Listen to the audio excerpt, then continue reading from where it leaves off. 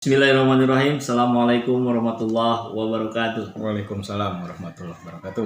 Kang Babas, Siap. aksi demo mogok nasional. Tentu kita berharap apa yang disuarakan oleh teman-teman buruh itu mendapatkan hasil sesegera mungkin ya, ada kepastian yang membuat tentram teman-teman buruh. Kira-kira nih Kang Babas, kalau saya kemarin kan sempat bikin video juga ya tentang undang-undang cilaka.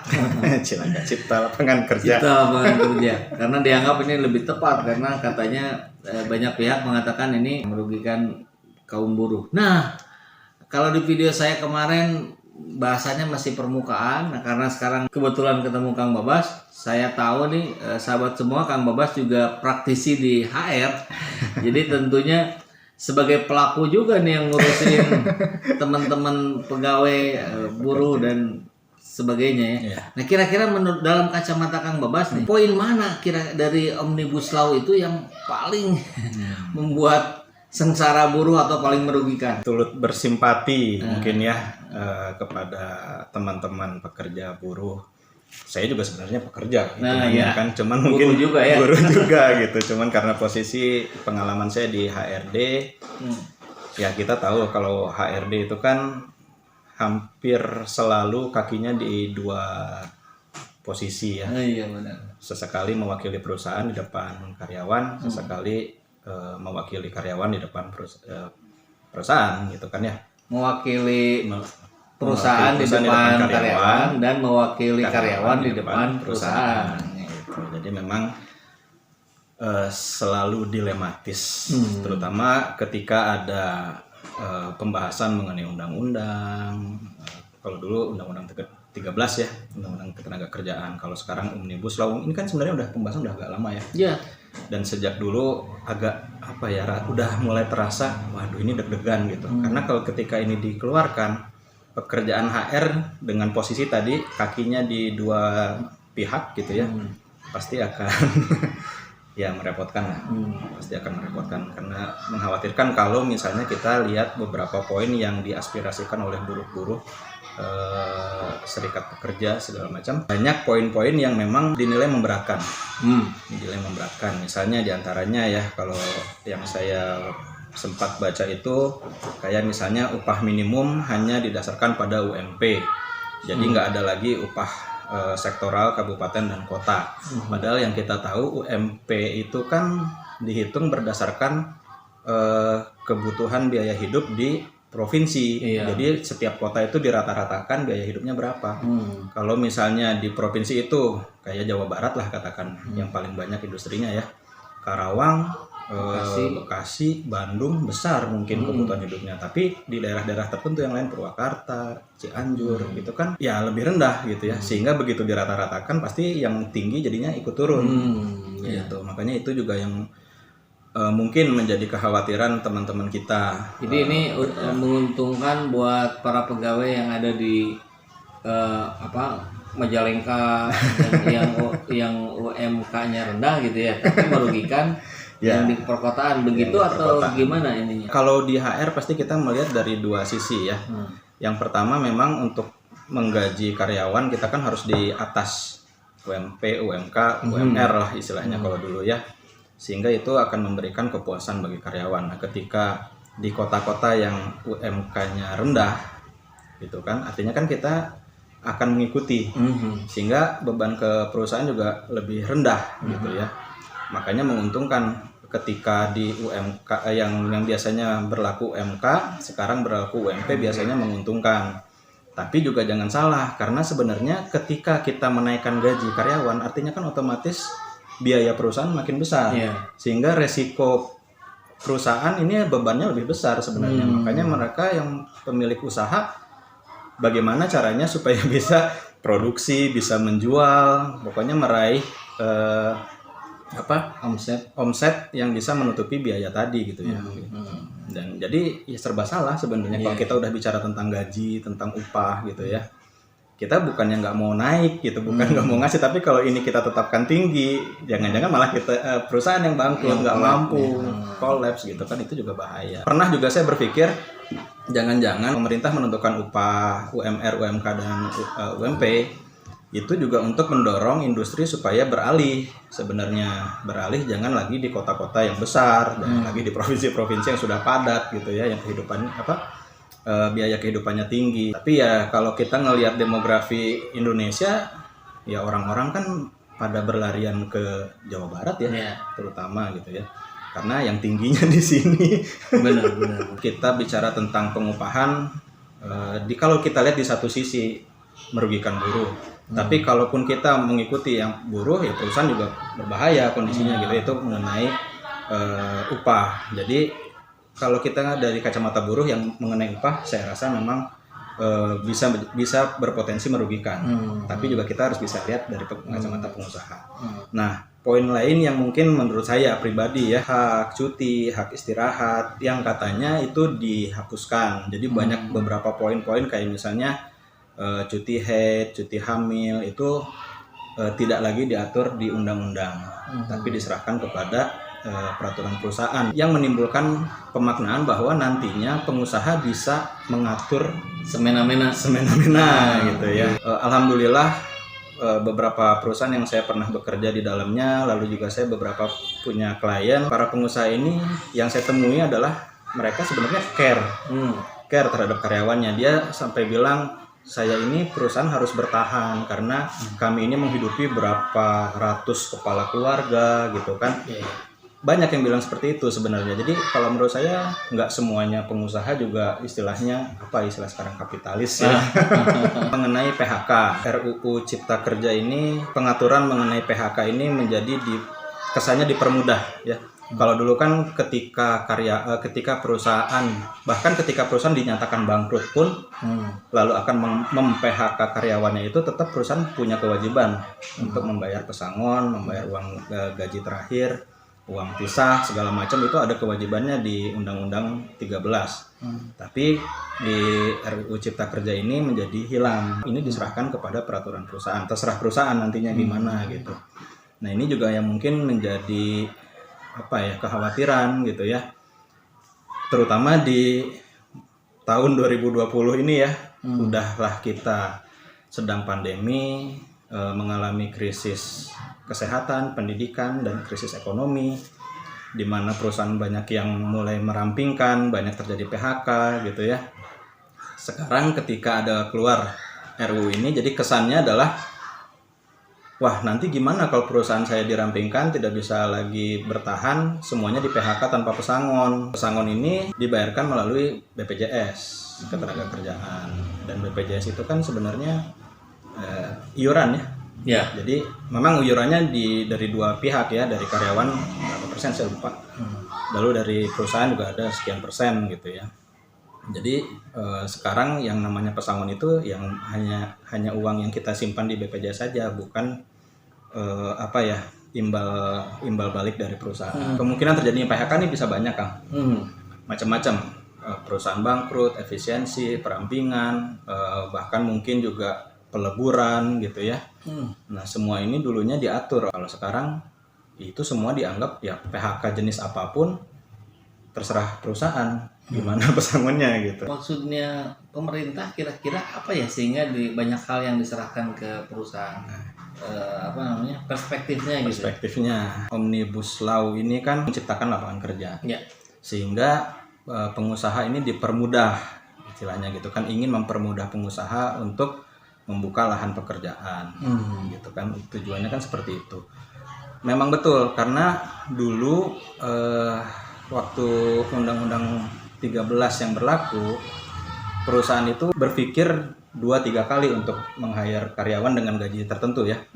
Karena gaji pokok itu menjadi acuan ketika menghitung pesangon, ketika menghitung lembur, ketika menghitung macam-macam lah gitu. Sehingga banyak perusahaan ini yang sulit bergerak karena kosnya ini menjadi besar ketika dia banyak karyawannya, padat karya ya katakan gitu ya, sehingga kosnya menjadi besar, potensi kosnya, jadi selain dia kos per bulannya besar, potensi kos forecastnya juga besar gitu ya. Gimana kalau ini ada karyawan 3 bulan kerja bagus, setelah itu jelek, setelah diangkat jadi karyawan tetap ternyata dia sakit-sakitan gitu kan.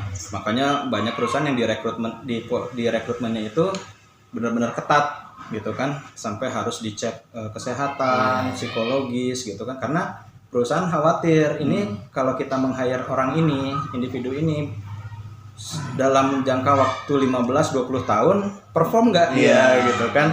Karena kalau tidak perform, beban kepada perusahaan, potensi beban kepada perusahaan besar sebenarnya untuk bayar pesangon, untuk bayar tadi ya kalau misalnya ada kecelakaan, ada sakit segala macam. Ketika ini dipermudah, mungkin harapannya adalah para pengusaha lebih mudah dalam menciptakan lapangan kerja, membuka usaha, meng-hire orang-orang menjadi karyawannya di dalam perusahaan itu, ya dipermudah lah intinya mengenai kontrak.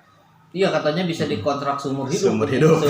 Iya, dia bekerja di situ. Kalau karyawan kontrak kan haknya berbeda dengan karyawan tetap, gitu kan, sehingga perhitungan pesangon walaupun ada, tapi pasti lebih rendah daripada karyawan tetap. Kepastian bekerja, kepastian pendapatan itu menjadi berkurang untuk karyawan kontrak. Kerja yang di PHK karena memasuki usia pensiun tidak lagi mendapatkan pesangon. Nah, gimana itu? Ya itulah makanya yang menjadi sorotan ya.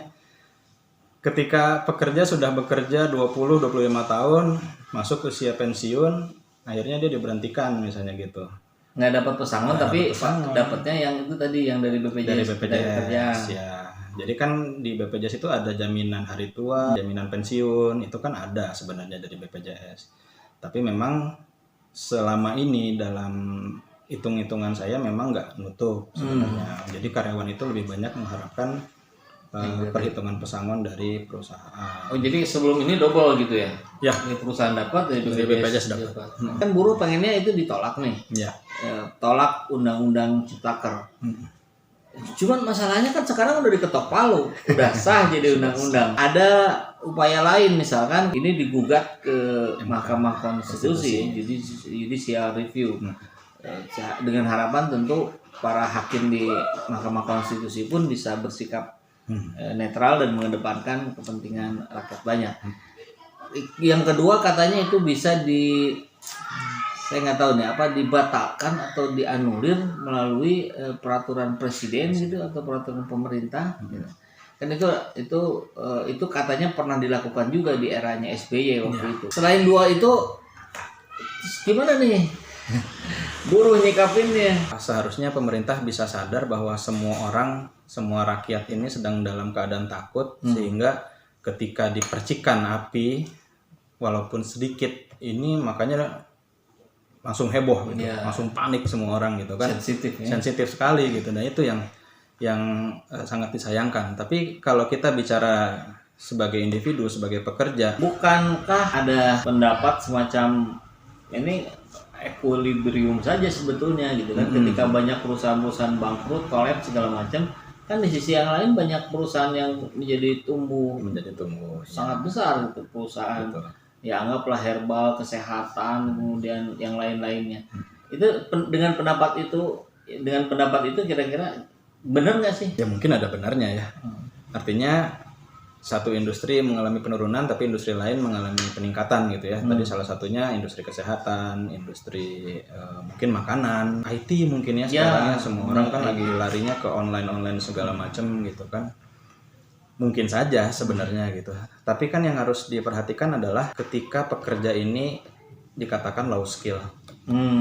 Ya kan? Maka lapangan pekerjaan ini terbatas gitu. Nggak bisa disamakan dengan pekerja-pekerja level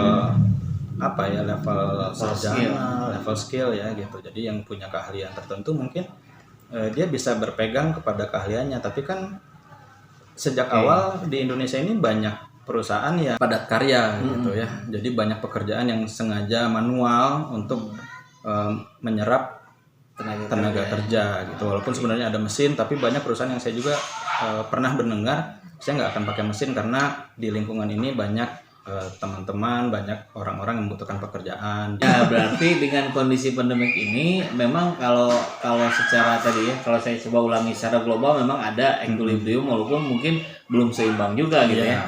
Satu sisi satu itu, yang kedua ini yang terdampak hari ini ya rakyat jelata gitu kan, orang-orang yang di grassroots, orang-orang yang terserap oleh dunia industri yang paling banyak gitu kan sebagai buruh misalnya gitu ya. Kurang lebih kan logikanya begitu ya. Upaya untuk kita berikhtiar di teman-teman serikat buruh untuk memperjuangkan itu ke penggugatan undang-undang di Mahkamah Konstitusi itu dilakukan.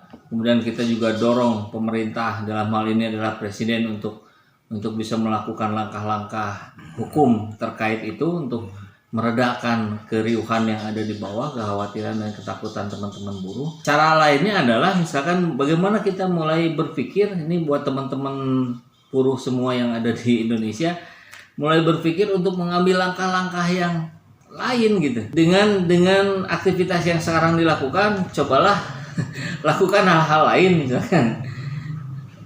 Kan kalau di dunia online misalkan sekarang mulai ramai juga ada istilahnya katanya apa, dropshipper gitu ya. Membantu menjualkan, nggak usah stok barang, nggak ngurusin barang, hanya menjualkan saja dari situ dengan teknik dan cara tertentu. Memang ada ilmunya, tapi itu bisa dipelajari. Atau yang lainnya apa gitu. Nah, itu kira-kira kalau itu ditarik pada ranah yang lebih besar ya, karena kita bicara juga bukan bicara 1-2 juta ini teman-teman buruh di Indonesia ini kan sangat besar. Itu sebuah saran yang realistis nggak sih gitu? Atau ada saran lain yang lebih realistis? Menjadi tidak realistis ketika kalau kita membayangkan sekian juta buruh semuanya jadi pengusaha. Nggak mungkin lah kan? Yang punya modal berapa, yang punya keberanian berapa, yang punya keahlian berapa, kan macam-macam variabelnya gitu. Sehingga nggak mungkin, bukannya mengecilkan ya, tapi secara hitung-hitungan logika aja nggak mungkin sekian juta pengusaha gitu kan. Dari sekian juta buruh menjadi sekian juta pengusaha sama dengan sekian juta pengusaha, itu hampir nggak mungkin lah gitu. Itu yang pertama. Yang kedua, kalau semuanya jadi pengusaha perorangan juga nggak mungkin, ya kan? Namanya kita berusaha pasti membutuhkan orang lain, butuh tim, butuh rekan, butuh karyawan, gitu kan ya. Nah, ya mungkin ya kalau harapan saya adalah kalau misalnya RUU Cilaka ini memang mempermudah munculnya perusahaan-perusahaan, lapangan pekerjaan, yang mudah-mudahan memang pengusahanya adalah pengusaha-pengusaha yang care, yang perhatian, yang punya rasa kebersamaan, punya value yang gotong royong gitu ya, sehingga yang dia prioritaskan adalah orang-orang terdekat, tetangga-tetangga di RT RW kecamatannya, sehingga bisa saling bantu ya. Itu yang pertama. Lalu yang kedua masih berkaitan dengan keadaan tadi pandemi. Saya yakin yang ikut demo sekarang itu dalam keadaan marah, dalam keadaan frustasi, ketika khawatir gitu ya, bagaimana nasib pekerjaan saya, bagaimana nasib pendapatan saya, tiba-tiba dikeluarkan undang-undang ini, pecah gitu ya. Frustasinya itu pecah menjadi amarah gitu. Sehingga yang muncul itu ada tadi ya, emosinya gitu kan. Padahal kalau misalnya sedang dingin, sedang tenang, mungkin tadi yang kata Kang Epul, dari kegiatan sehari-hari yang kita lakukan tuh sebenarnya bisa mengembangkan yang lain, misalnya gitu ya, bisa mengeluarkan usaha yang lain, bisa mendapatkan pendapatan yang lain yang selama ini tidak terpikirkan. Itu sangat-sangat mungkin. Kita sedang dalam keadaan frustasi, semua orang gitu ya, bukan hanya buruh, bahkan pengusaha pun mungkin sedang dalam keadaan frustasi. Ini membuat kepanikan yang luar biasa, sehingga ketutup nih mata kita, pikiran kita, hati kita. Yang kita pikirkan adalah keadaan yang negatif, keadaan yang terkotak, yang nggak bisa ngapa-ngapain. Padahal walaupun sebenarnya kalau kita dinginkan, kita coba telaah, mungkin banyak yang bisa kita lakukan gitu ya, yang sederhana-sederhana saja. Misalnya ya tadi menjadi dropshipper, kita juga mungkin memang harus belajar sesuatu yang baru. Nggak mungkin kan kita terus mengandalkan satu skill yang memang sudah mulai tidak dibutuhkan gitu kan ya. Sedangkan kita masih terus melakukan itu. Nah, ya yang namanya orang berkembang itu kan harus harus keluar dari zona nyaman, masuk ke zona stretch ya. Zona stretch out. Jadi ya pasti ada ketidaknyamanan gitu di situ. Tapi itulah yang membangkitkan kreativitas, membangkitkan inovasi gitu ya. Nah, setelah itu muncul, ya jangan lupa teman-teman kita di samping kita, rekan-rekan kita, ya yakinlah usaha-usaha sama-sama bareng-bareng gitulah. Iya, saya kira gambaran tentang upaya-upaya yang sedang dilakukan oleh buruh mesti juga ditambah gitu kan. Iya. Bukan sekedar mendorong pemerintah, bukan sekedar meningkatkan eskalasi kepanikan ini karena itu tidak efektif kan sebetulnya ya. Ya, tapi kita pahami sekali keadaan marah frustasi teman-teman ini dan sekarang sedang berjuang di lapangan, ya kita doakan lancar semuanya, terhindar dari klaster baru karena demo ini dan membuahkan hasil keberpihakan terhadap para buruh gitu ya.